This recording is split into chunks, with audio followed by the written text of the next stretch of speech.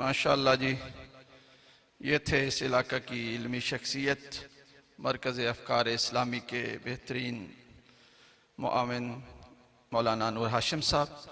अब मैं सिर्फ अपने वालिद मोहतरम साहब, मैं आज ज़हनी तौर पे तैयार नहीं था। मुझे अभी 10 मिनट बताया गया पहले कि आपने स्टेज सेक्रेटरी करनी है।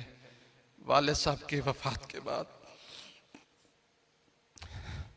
सिर्फ आपसे अपील करता हूँ कि एक दफ़ा अपने अपने तमाम मरहूमीन के लिए और ख़ुसूसन इस जामिया के मुआवनीन और वालिद मोहतरम और किबला सैयद सज्जाद हुसैन शाह साहब डॉक्टर साहब जो हाल ही में वफ़ात पाके हैं, उनकी बुलंद दर्जात के लिए बावाज़ बुलंद सलावात।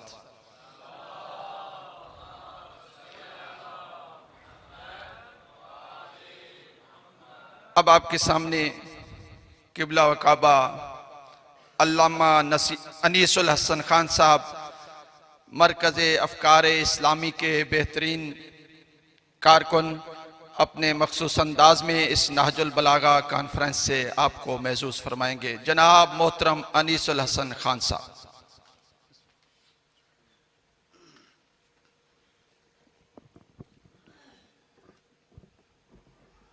अस्सलामु अलैकुम व रहमतुल्लाहि व बरकातुहू। औज़ु बिल्लाहि मिनश शैतानिर रजीम, बिस्मिल्लाहिर रहमानिर रहीम, अल्हम्दुलिल्लाहि रब्बिल आलमीन, अस्सलातु वस्सलामु अला अशरफिल अंबियाइ वल मुरसलीन व आलिहि तय्यबीन अत्ताहिरीन अल मासूमीन अल मुक़र्रबीन अल मुंतजबीन अल्लज़ीना अज़हबल्लाहु अन्हुमुर रिज्स व तहहरहुम तत्हीरा।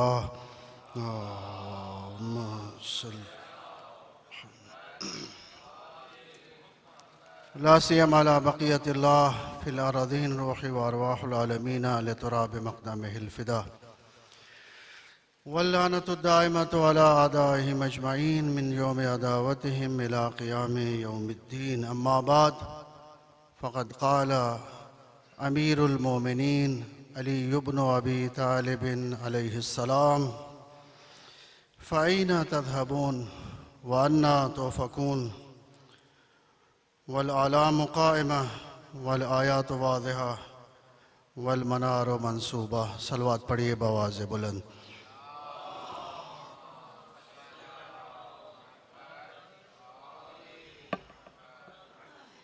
अपने मरहूमीन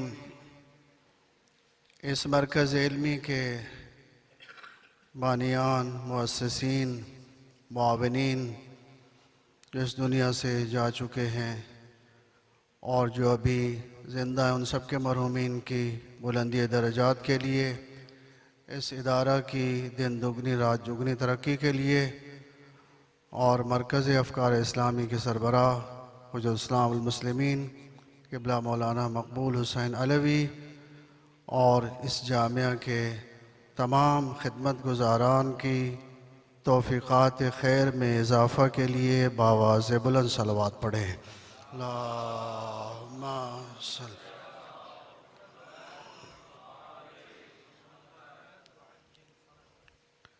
नहजुल बलागा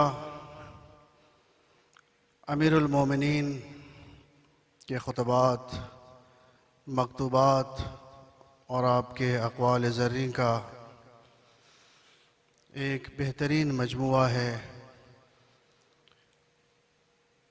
जिसको पढ़ने, समझने और उसे अपनी अमली ज़िंदगी में अपनाकर अपने आप को दुनिया और आखिरत में सआदतमंद बनाया जा सकता है। यकीनन बहुत सी नेमतें हमारे पास होती हैं, लेकिन हम उनकी कदरदानी नहीं करते। अमीरुल मोमिनीन की हस्तियों या उनका कलाम हो, जिसे सैयद रज़ी रिज़वानुल्लाह ताला अलैह ने चौथी सदी के आखिर में जमावरी की, जिसकी ख़ुद फरमाते हैं कि आलम शबाब में मैंने, ज़रा आप जानते हैं कि उन्होंने कोई ज़्यादा तुलानी ज़िंदगी नहीं की, लेकिन इन उलमा की ज़िंदगी बाबरकत होती है। 359 में विलादत है, 406 में वफ़ात है, लेकिन इस मुख्तसर अरसे में अपनी शख्सियत को भी मनवाया और रहती दुनिया तक आने वाली इंसानियत को नहजुल बलागा जैसा अजीम तोहफा अता फरमाया। फरमाते कि मैंने तय किया कि आइम्मा अहले बैत की ज़िंदगी के बारे में और उनके अक़वाल के बारे में किताब लिखूं, अमीरुल मोमिनीन की ज़िंदगी के कुछ वाक़यात लिखे और फिर हज़रत के अक़वाल एक फ़सल में मैंने एक बाब में ज़िक्र किए।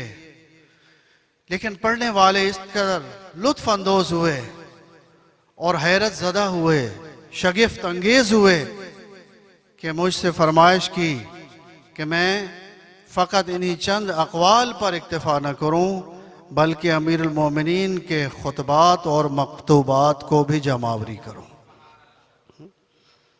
सैयद रज़ी आपने सुना है नाम, जिनके भाई सैयद मुर्तज़ा, जिनका लक़ब ही अलमुल हुदा यानी हिदायत का परचम, इंसानियत उनसे हिदायत हासिल करती है।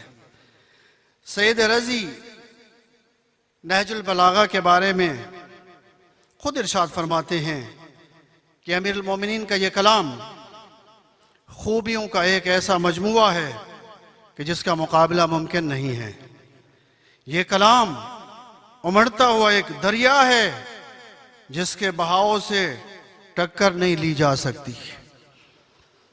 फिर फरमाते हैं और अपने आप को क्योंकि मंसूब है अमीरुल मोमिनीन से, सैयद हैं, उनकी ज़ुर्रियत में से हैं, फिर मकाम फ़ख्र में अपने नसब पर फ़ख्र करते हुए फरज़दा का ये शेर नकल करते हैं, उलाइका आबाई फजनी बेमिस्लिहिम, ये हैं मेरे आबा व अजदाद, मैं इनकी ज़ुर्रियत हूं, अगर किसी में ताकत व तवान है तो इनकी मिसाल लेकर आए। और ख़ुद इस कलाम और नहजुल बलागा के बारे में इरशाद फरमाते हैं, इस कलाम को कोई आम कलाम न समझा जाए। अलैहि मसहतुम मिनल इल्मिल इलाही व फीहि अबक़तुम मिनल कलाम नबवी, ये सिर्फ अमीरुल मोमिनीन का कलाम नहीं है, अगरचे ये कलाम अली की ज़बान से जारी हुआ है, लेकिन इस कलाम पर कलाम इलाही का रंग नजर आता है और इससे कलाम नबवी की खुशबू महसूस की जा सकती है। ये ऐसा गिरां बहा खजाना हमारे पास मौजूद है। इब्ने अबिल हदीद मुतज़िली जो शारे नहजुल बलागा हैं, आले सुन्नत हैं, मुतज़िली मसलक के कलामी से ताल्लुक़ रखते हैं, नहजुल बलागा के बारे में लिखते हैं, इस किताब के अक्सर हिस्से मौज़ात मोहम्मदिया में दाखिल हैं क्योंकि इनमें वो गैबी ख़बरें शामिल हैं जो आम फ़र्द और बशर की ताकत से बाहर हैं। और फिर जब अमीरुल मोमिनीन की ज़बान से निकले हुए मारिफत तौहीद के हवाले से कलिमात और खुतबात तक पहुँचते हैं तो फिर इन्हें दूसरों के साथ मुकायसा करते हैं और अली की अज़मत और शख्सियत और अली के कलाम की बरतरी को वाज़े करते हुए फरमाते हैं, वअलम अन्ना तौहीदा वल अदला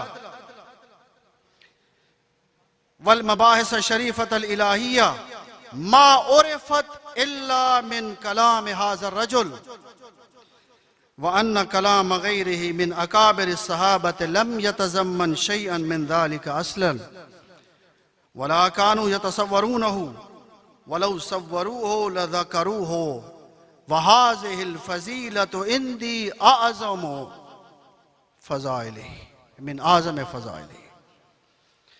कहते जब तौहीद के बयान का मकाम आता है तो मुझे सिर्फ अली वली की ज़बान से खुदा की मारिफत, खुदा के सिफ़ात व कमालात के बारे में ऐसे ऐसे कलिमात और जुमलात सुनने को मिलते हैं। जब मैं और अकाबिर सहाबा के कलाम में जुस्तजू करता हूं तो मुझे इस तरह का कोई एक जुमला भी नजर नहीं आता। फिर फरमाते हैं, जिसका मैं सादा लफ्ज़ों में तर्जमा करूं, फरमाते हैं जो कुछ किसी ज़र्फ में होता है वही बाहर आता है। अगर किसी के पास अल्लाह की मारिफत इस मकाम तक होती तो उसकी ज़बान से जारी होती।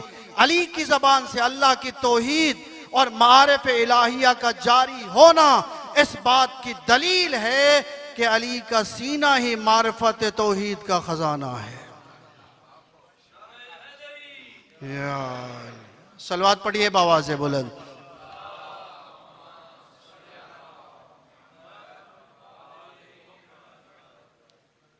खुद मुफ्ती जाफर हुसैन मरहूम अल्लाह मकामा, जिनका उर्दू ज़बान अफराद पर यह एहसान है कि नहजुल बलागा का बेहतरीन तर्जुमा किया है, इसके मुकदमे में खुद लिखते हैं, फरमाते हैं, नहजुल बलागा उलूम व मारिफ का गिरां बहा सरमाया है, जिसकी अहमियत व अज़मत हर दौर में मुसल्लम रही है और हर अहद के उलमा व अदबा ने इसकी बुलंद पायगी का एतराफ़ किया है। यह सिर्फ अदबी शाहकार ही नहीं बल्कि इस्लामी तालीमात का इल्हामी सहीफ़ा है, हिकमत व अखलाक का सरचश्मा है और मारिफ ईमान और हक़ाइक़ के तारीख़ का एक अनमोल ख़जाना है, जिसके गौहर आबदार इल्म व अदब के दामन को जरनगार बनाए हुए हैं और अपनी चमक व दमक से जौहर शनासों को महव हैरत किए हुए हैं। सुनिएगा, मुफ्ती साहब एक अदीब भी थे और नहजुल बलागा और अली की अजमत को बयान करते हुए फरमाते हैं, आबे वही में धुली हुई जबान चूस कर परवान चढ़ने वाले ने बलागत कलाम के वो जौहर दिखाए कि हर तरफ से आवाजें आने लगी, फौक कलामिल मखलूक व तहत कलामिल खालिक। ये कलाम तमाम मखलूकात के कलाम से अफजल व बरतर है। तवज्जो फरमाइए, फरमाते हर तरफ से ये सदाएं बुलंद होने लगी और ये एतराफ़ किया जाने लगा कि अगर इस कलाम का मकाम तय किया जाए तो इसका मकाम सारी मखलूकात खुदा के कलाम से ऊपर है। अगर इससे ऊपर कोई कलाम है तो वो फकत खुदा का कलाम है। इमाम खुमैनी रिज़वानुल्लाह ताला अलैह फरमाते हैं, नहजुल बलागा एक शिफा बख्श माजून है जिसमें हमारी इनफरादी ज़िंदगी और इज्तिमाई ज़िंदगी में आने वाले दुखों, मुसीबतों और बीमारियों की दवा मौजूद है। शहीद मुताहरी रिज़वानुल्लाह ताला अलैह फरमाते हैं, नहजुल बलागा को महदूद न समझा जाए, इसमें कई जहान पोशीदा हैं। एक दुनिया नहीं बल्कि इसमें कई दुनिया हैं। ज़ुहद व तक़वा की दुनिया, इबादत व इरफान की दुनिया, मुस्तक़बल में रूनुमा होने वाले वाक़यात, सियासत, इज्तिमाई जिम्मेदारियाँ और शुजाअत जैसे जहान अमीरुल मोमिनीन के इस कलाम में मौजूद हैं। और फिर फरमाते हैं कि नहजुल बलागा को हिस नहीं किया जा सकता, नहजुल बलागा को दर्क करने की ज़रूरत है। महसूस नहीं बल्कि इसे दर्क करने की ज़रूरत है। यह काबिल बयान नहीं है बल्कि काबिल इदराक है। और फरमाते 1400 साल बाद भी नहजुल बलागा का मिठास, इसकी लज्जत और इसकी लताफत में कोई कमी वाक़ई नहीं हुई। जिस तरह कुरान मजीद के बारे में है कि ये कुरान हर ज़माने में जारी व सारी है, हर ज़माने में ये तरोताज़ा है। इसी तरह फरमाते हैं अमीरुल मोमिनीन के कलाम में पाए जाने वाली लज्जत, नफासत और मिठास और हलावत में 1400 साल गुजरने के बावजूद भी कोई कमी नहीं आई। एक सलवात पढ़िए बआवाज़ बुलंद।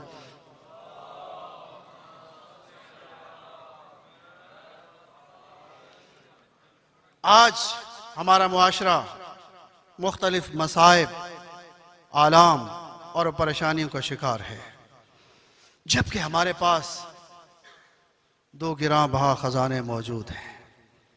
हमारे पास कुरान भी मौजूद है और अहले बैत भी मौजूद हैं।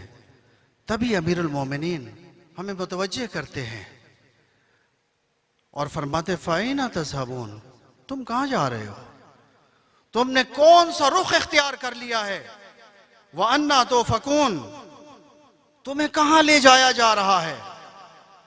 जबकि हालत यह है वल आला मुकायमतुन वल आयात वाज़िहतुन वल मनार मंसूबतुन, वाज़े निशानियां मौजूद हैं, हिदायत के चराग मौजूद हैं, हिदायत के मीनार नस्ब हैं। आओ तवज्जो करने की जरूरत है, इनकी मार्फत हासिल करने की जरूरत है। तुम्हारे पास कुरान जैसा शिफा बख्श नुस्खा मौजूद है, तुम्हारे पास आले मोहम्मद जैसे हादी मौजूद है। ये कॉन्फ्रेंसेस, ये इज्तिमाआत हमें तवज्जो दिलाने के लिए हैं और हमें ख्वाब गफलत से बेदार करने के लिए हैं कि हम अपने मसाइल के हल के लिए इनकी तरफ रुजू करें, इनसे इस्तिफादा करें और अपने दुखों और दर्दों की दवा करें। हम क्यों आज भटके हुए हैं, आज क्यों हम अमली एतबार से मुश्किलात का शिकार हैं। खुद अमीरुल मोमिनीन फरमाते हैं बिना युस्तोतल हुदा व युस्तजलल इमा, आओ अगर कोई जहालत है, अगर कोई गुमराही है, तो इस कायनात और जमाने में हिदायत का वसीला भी हम अहले बैत हैं और इस कायनात से जहालत को ख़त्म करने का वसीला भी हम अहले बैत हैं। फिर अमीरुल मोमिनीन अज़मत अहले बैत को बयान करते हुए फरमाते हैं हम ऐशुल इल्म। मुफ्ती साहब ने तर्जुमा किया है कि अहले बैत इल्म के लिए बायस हयात हैं और मौत के लिए बायस और जहालत के लिए बायस मौत हैं। वो इस्लाम के सुतून हैं, उन्होंने कभी न हक की मुखालफत की है न कभी हक में कोई इख्तिलाफ किया है। उन्हीं की वजह से हक पलट कर अपने असली मकाम पे आया है। और कुरान फिर फरमाते हैं अक़लुद्दीना अक़ल विआयतन व रिआयतन, उन्होंने दीन को समझकर उस पर अमल करके उसे पहचाना है, सिर्फ नक्ल समाज से नहीं, जैसे बहुत से लोग सुनकर इल्म हासिल करते हैं। फरमाते हैं अहले बैत ने अमल करके दीन की मार्फत हासिल की है।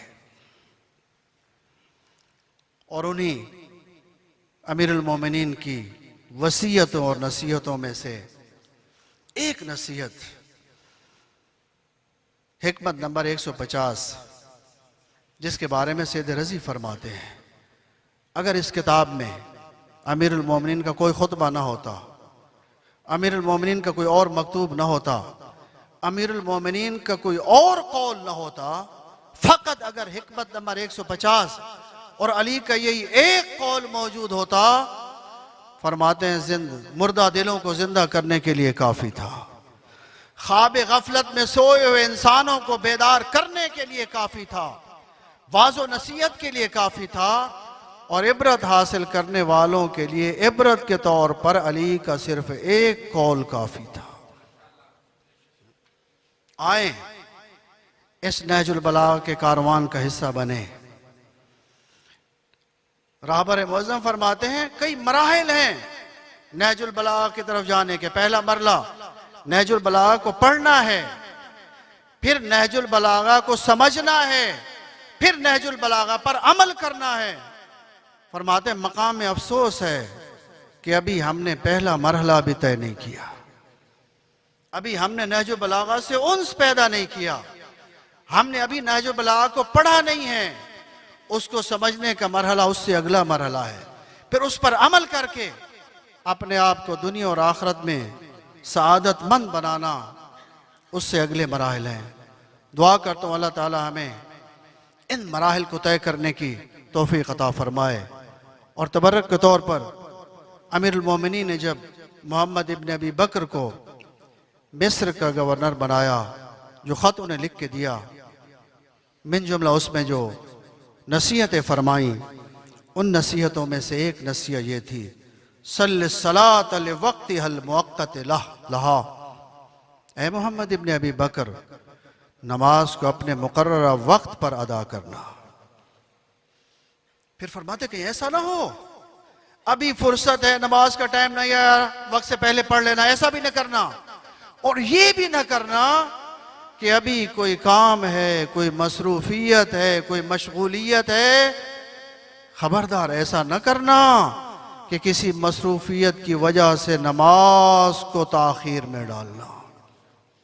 कहीं ऐसा ना हो कि तुम काम काज की वजह से नमाज को लेट कर दो। दुआ खुदाबंद मुताल हमें अव्वल वक्त नमाज पढ़ने की तौफीक अता फरमाए, और इन मराकज़ इल्मिया और ये जो कारवान नहजुल बलागा है, अल्लाह ताला हमें इसका हिस्सा बनने की तौफीक अता फरमाए, और इस इदारे को दिन दुगनी रात चुगनी तरक्की अता फरमाए। वस्सलामु अलैकुम वरहमतुल्लाहि वबरकातुहू।